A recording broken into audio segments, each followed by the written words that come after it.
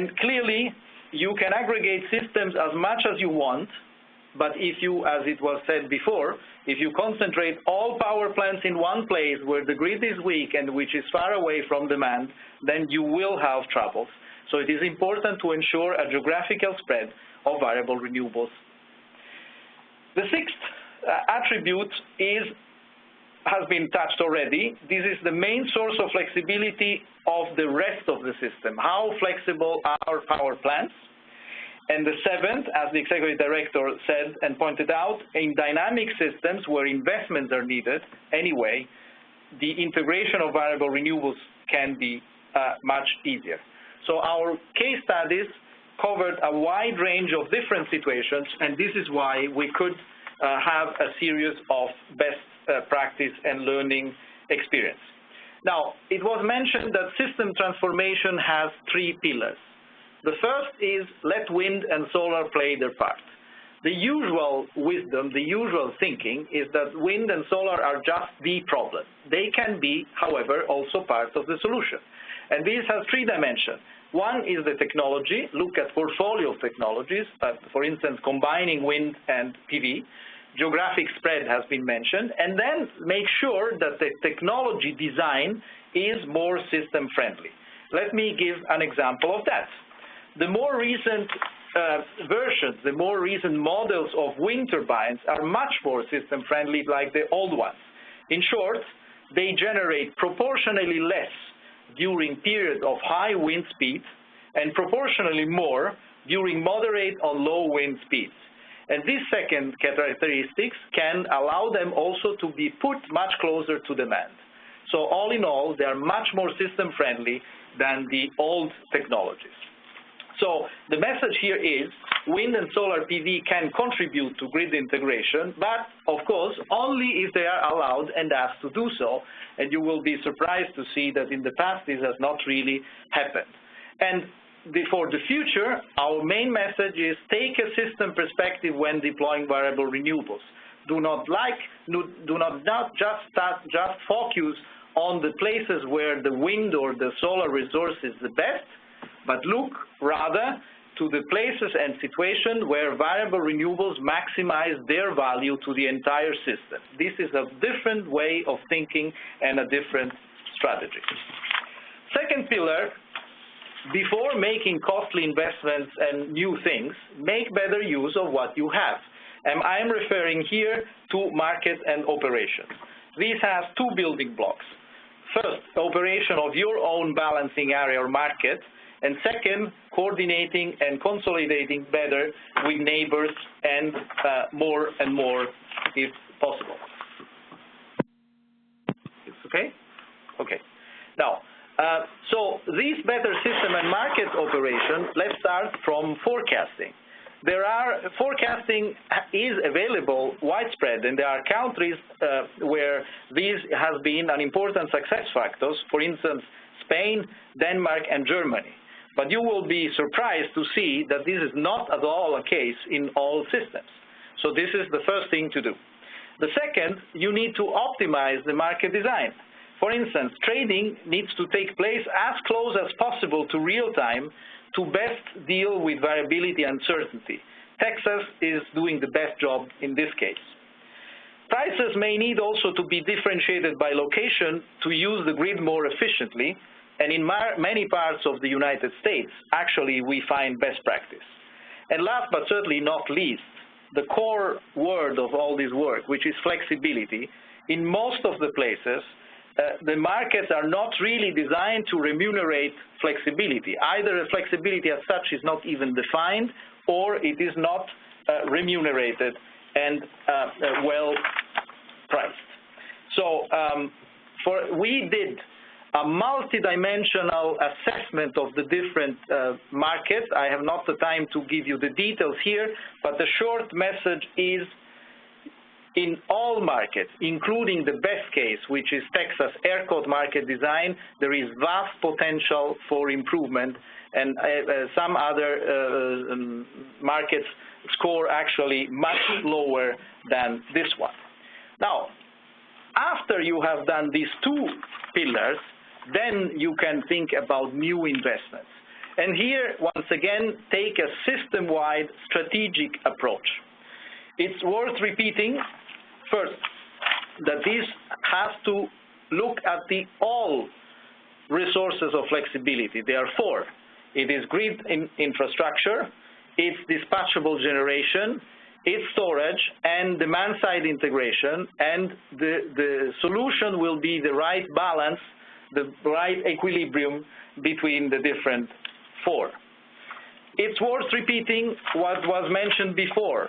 In this investment cycle, there will be a big difference between stable system and dynamic systems, but I would also extract an advantage of stable systems, because today, there is enough flexibility from existing assets.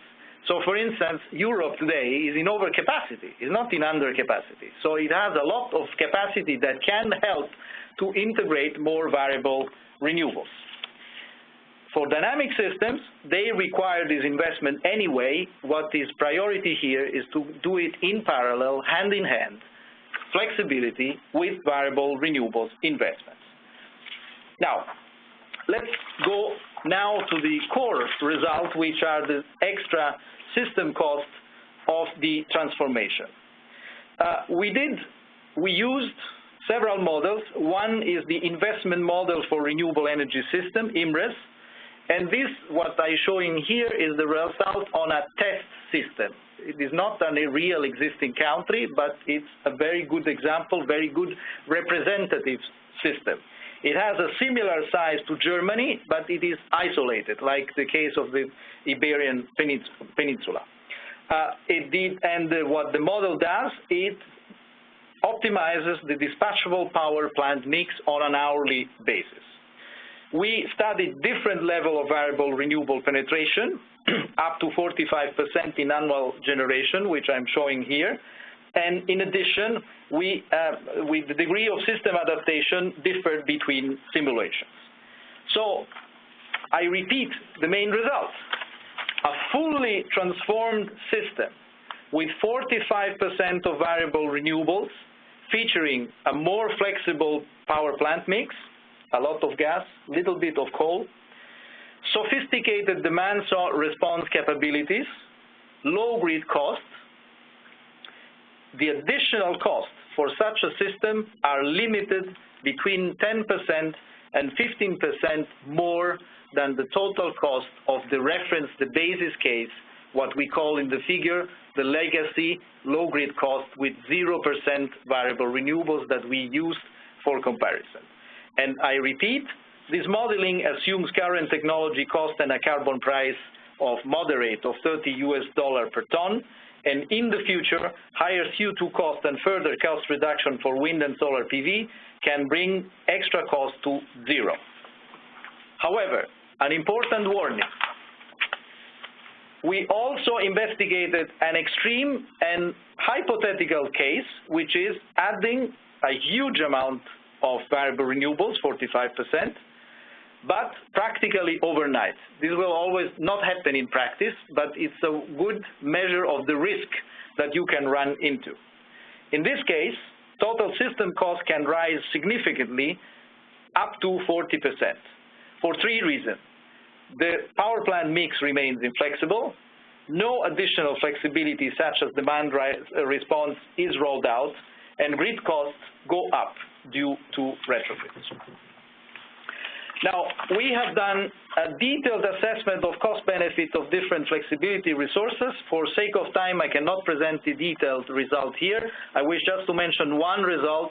Demand-side integration scores very well in this and has basically an unexploited potential, so this is certainly deserves much more attention in the future. However, regardless of the economic ranking, there is an important remark. We need a portfolio. We need a suite of different flexible resources for integrating variable renewables, because no single source does it all. I will give just two examples. The first is when solar and wind are very abundant.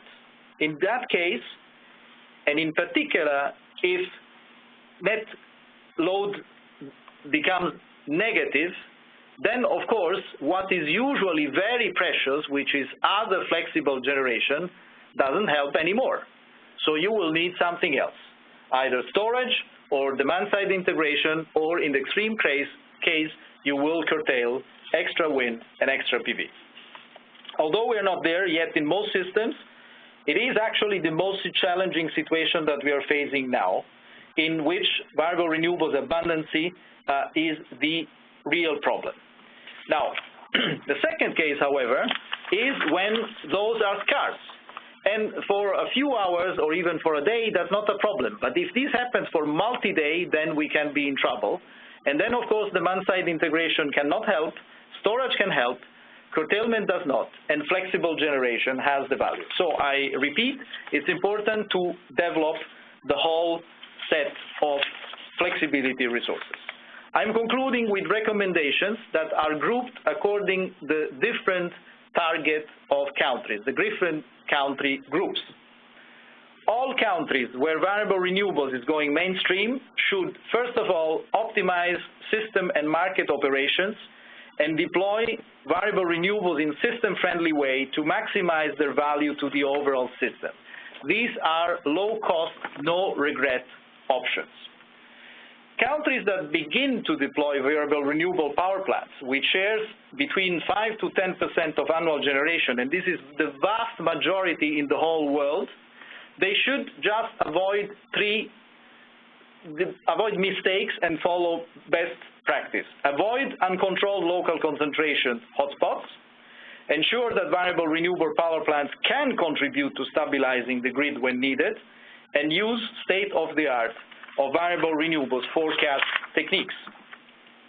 When it comes to investments, then countries with stable power system should, consistent with their long-term policy targets, maximize the contribution from existing flexible assets and consider at the same time accelerating system transformation by decommissioning or mothballing inflexible surplus capacity. This will help to re-equilibrate market prices. While countries with dynamic power system should approach variable renewables integration in a holistic approach, having the long-term system transformation from the very onset in mind, and use energy planning tools and strategies that appropriately represent variable renewables contribution and system level, and you will be surprised to discover that in many countries, these planning tools are very poor. So here is where the big potential is. We expect renewables, and in particular wind and PV, to develop massively in those countries. And on this positive note, I would like to conclude my short presentation. Thank you very much for your attention. Thank you very much, Paolo. And now it is time for the question and answer period. Let me mention that we are recording this webinar for future use on our website. During this Q&A session, we will also be joined by Simon Mueller, the energy analyst in the Renewable Energy Division, who is the author of this report. Operator, could you please open it up to questions? Thank you very much. As a reminder, if you wish to ask a question or make a comment on today's call, please press star followed by 1 on your telephone keypad